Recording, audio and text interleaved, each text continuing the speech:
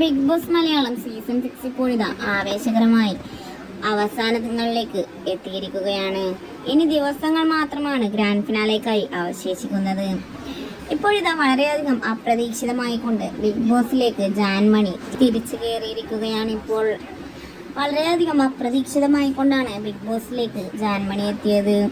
പുറത്തെ എല്ലാ വിശേഷങ്ങളും ജാൻമണി ബിഗ് ബോസ് വീടിനുള്ളിൽ പറയുന്നുണ്ട്.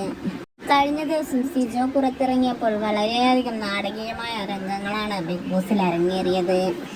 അർജുൻ വളരെയധികം പൊട്ടിക്കരഞ്ഞുകൊണ്ടാണ് ബിഗ് ബോസിലുണ്ടായിരുന്നത്.